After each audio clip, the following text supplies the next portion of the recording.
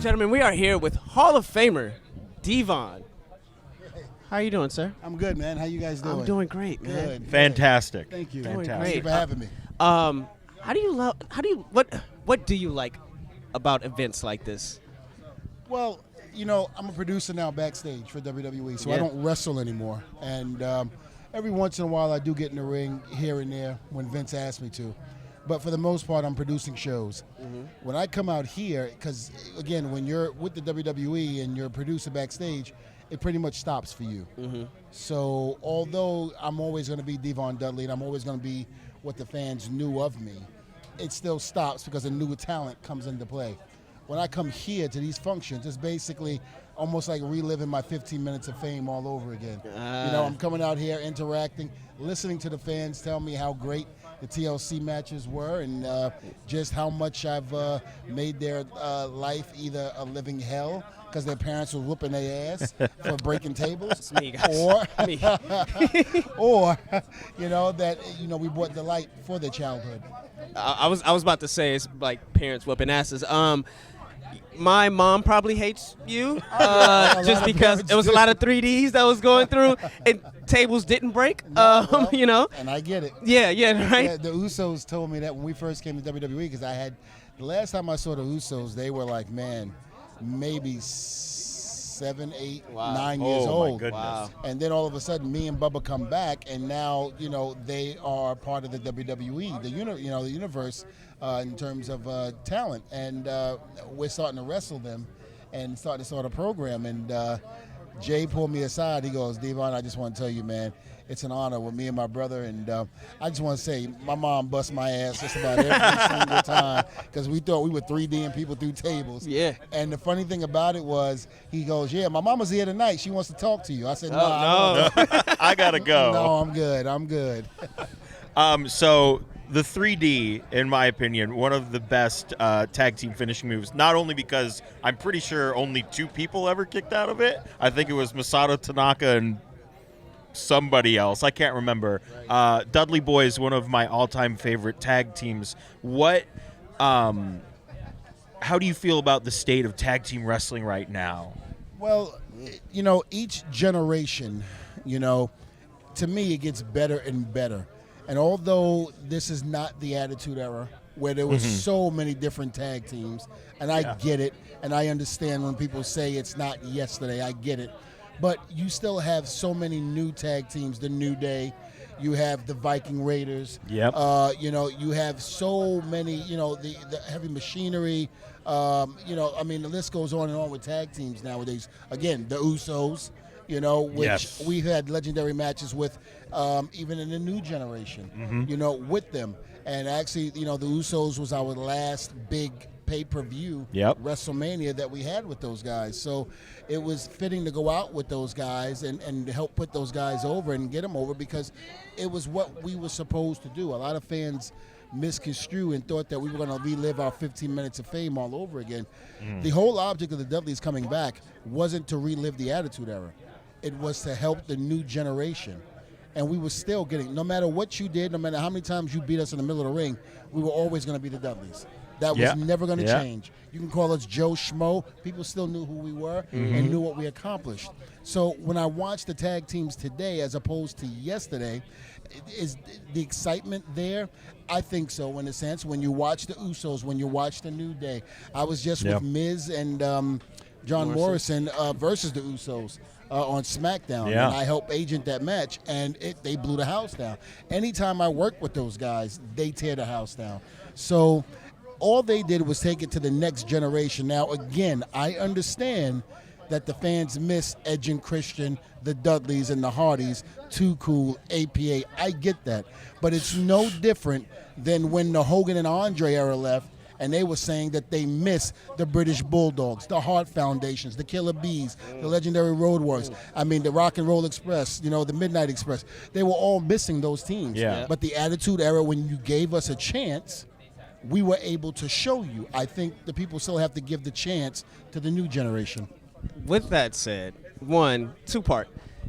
Save the Tables was probably one of the best programs. Yes. Oh my! Oh, man. It was just so genius because it was this thing of the New Day, people loved them, but they hated them, right?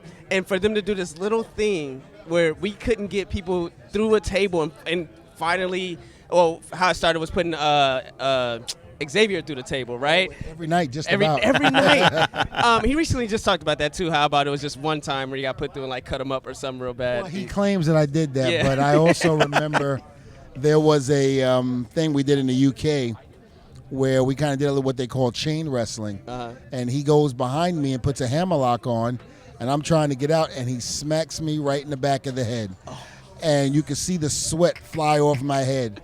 And when I turned around and looked at him, he said, "Oh shit," and he ran out of the ring. Oh yeah, he went, "D-Von, I'm so sorry. I'm so sorry." I said, "Get your ass back." Yeah, apparently someone didn't watch ECW. Yeah, right. And so, and it was funny because he said that, and then all of a sudden, when we put him through the table and his back allegedly got, cut up, I told him, I said, my head is still hurting from that damn slap. So I said, as far as I'm concerned, it was just a receipt. Yep.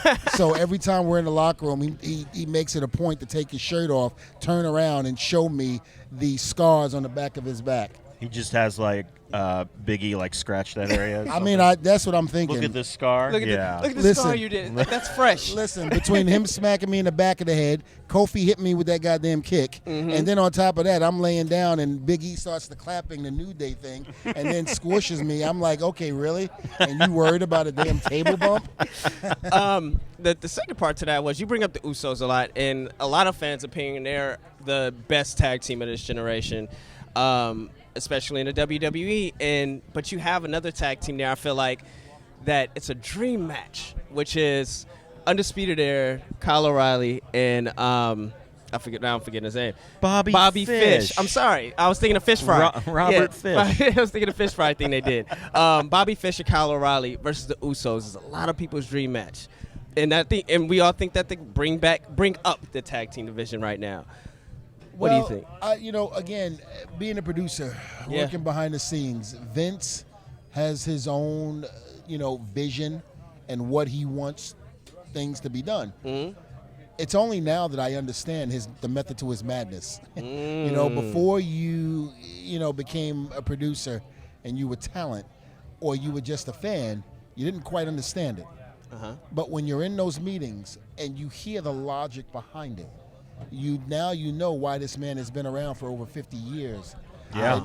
Now you know why WrestleMania has been as successful as going from Madison Square Garden in March 31st of 1985 in an 20,000 seat arena, Madison Square Garden, now selling out major, arenas around the world. Yeah. Stadiums. And you can't put WrestleMania in a little arena anymore. It's got to be filled with stadiums, because if not, you will never have the amount of people that you need in there that can get in there. It would be standing room only, wow. And you wouldn't even be able to get that many. But I understand now his method and how he does things. The point of the story is you have to wait. You have to build. Mm-hmm. Macho Man Randy Savage was being built for about a year before he won the belt at WrestleMania 4. Mm-hmm. We didn't know that. Mm-hmm. He was. They knew he was going to run with it. They knew Hogan had to take time off to go do the movie. Mm-hmm. That was already in the works. They waited a year before they actually did the whole, with Earl Hebner and think all of that was already planned. And that's what we are missing nowadays. The intention span of the fans is like they want it quick. It's like the microwave generation. Absolutely. It's like if you don't go out there and make that hamburger and put it in there for 30 seconds, you don't want it anymore. As opposed to back when I grew up, I turned the oven on, had to wait 15, 20 minutes, then put the damn hamburger in there, then wait another 15, 20 minutes for the damn thing to unfreeze, and then another 20 minutes for it to heat up, then to eat. That's that defrost button. That's that defrost button. I was just going to say, as someone who has started recently cooking more, I understand the patience that one has to have. So, and I think that the fans nowadays and social media, I think, hurts a lot. because it's like, oh, well, this guy sucks. Oh, well, they should be doing this. They should be doing that. Well, back in the day when I grew up watching the Hogan and Andre era, if we had our opinions, we had our opinions to ourselves or to our fans, our friends. We weren't able to put it on social media and do all of that and then belittle what we're doing. You enjoyed the show. There was a reason why you hated Morocco. There was a reason why you hated Piper. Yeah. There was a reason why they were untouchable, where you couldn't get to them, which made you hate them even more. And I think that really, really put it on perspective when I now look at yesterday's generation to this generation, which is why fans have to have patience. So that match will come. I can't wait. I know it will. Yeah. We talk about it on the show a lot about how those two tag teams, and a New Day really, but those two tag teams are the pinnacle tag teams in their flag bearers. Yeah, in their For sure. I wouldn't say promotion, but shows. In their shows. Because it's all the same promotion. Well, hell, I mean, if that's the case, and if you think that's good, then I should team up with Apollo, and me and Apollo get together and be the new, Dudley's 2.0. It will, and it will work. Can you we do all that? love. Yeah, we love Apollo. I would Please do it. I'd come out of retirement and do it with Apollo. Me and Apollo actually pitched that, and it didn't go anywhere. Oh my God, Yeah, so you have an exclusive. We actually pitched it, and it was just brushed underneath the table. Look, They never did it. we would go crazy over that. I'm like speechless. Right. So I have one question. Would it have been tie-dye or camo? Neither. We would have had our own look. We would have had our Guys. own look. I really wanted to work with Apollo. I really wanted. I talent. wanted to do with Apollo what Farouk did for JBL. Because when JBL, Yeah. when he got to WWE, he was on that Texas thing, and it really wasn't working out. Nope. The minute he got with Ron showed him a different light, and John credits Ron for that. Yeah. And, so that was my thing. I said, Bubba and I are done. The Dudleys or, whatever.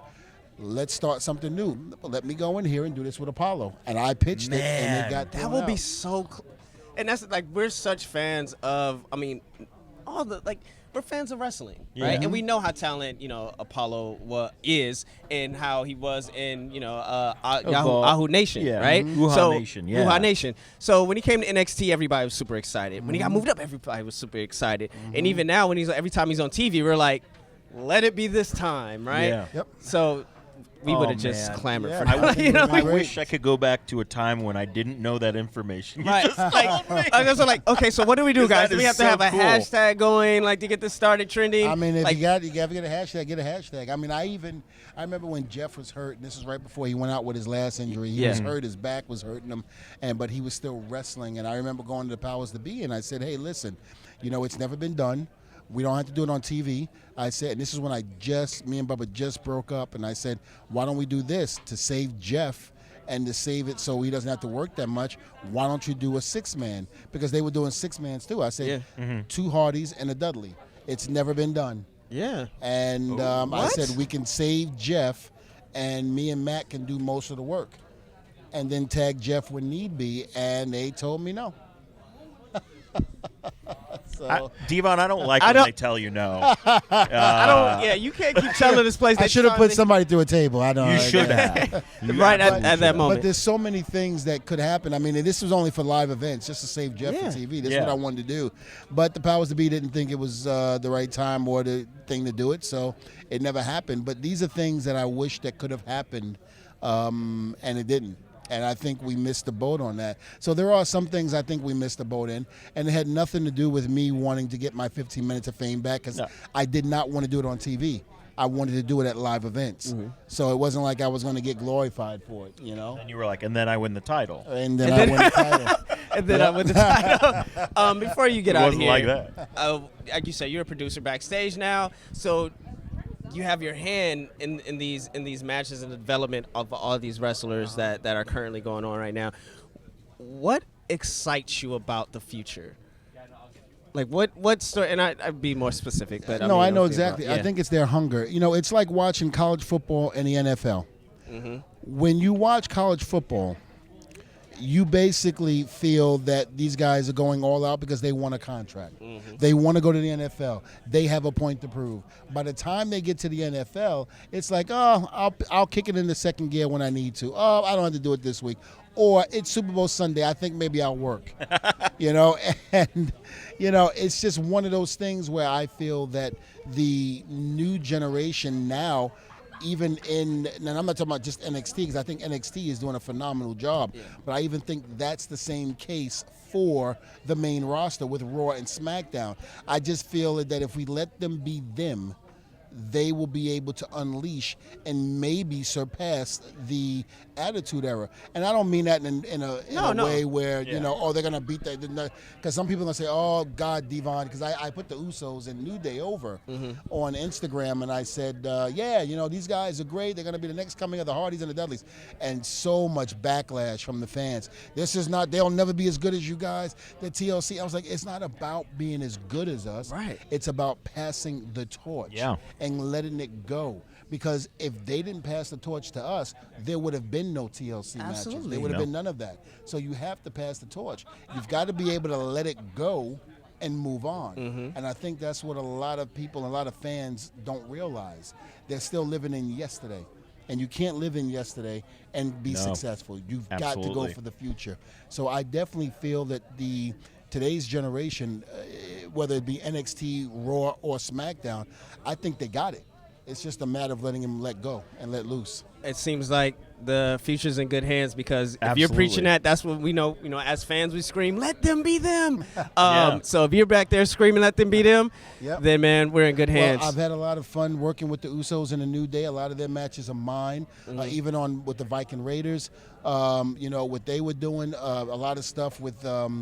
When Sheamus and Cesaro were together. Man, the bar, oh my God. I had those. So, it was a lot of good stuff. Thank you. But it's not me. I mean, I was there to guide them and help them and this and that, but they were the ones going in there and doing the work. They had the ideas, and, I'm just there to, basically make sure that what Vince's vision is, it is portrayed. And if they get stuck on something, I'm there to lend a hand, to lend a mind. But these guys are phenomenal, and I'm just glad to be a part of those matches, to be able to help see the future move forward. Thank you. Yes, thank you so much. That's all we can say is thank you. Where can the people find you on the social media? Well, you can find me on Instagram at Testify D-Von. You can also find me on Facebook at Testify D-Von. Also, Team 3D Academy of Florida. Yes. You can find us, and we're right down the block from the Performance Center. So come on down and give us a call. If you have that dream and you want to be a pro wrestler, don't sit and talk about it. Don't type it to me on social media. Make the phone call and come see me, because we've had so many stars come out of our school going into NXT and making it. So if you want to be that one, if you think you have what it takes, then you give us a call. Team 3D Academy, whether it be on Facebook or Instagram, look it up, go for it. It's never too late, guys. No. If you believe that's your dream, follow it, pursue it, Absolutely. do it. D-Von, thank you so much. This is Testify. Testify. My brother.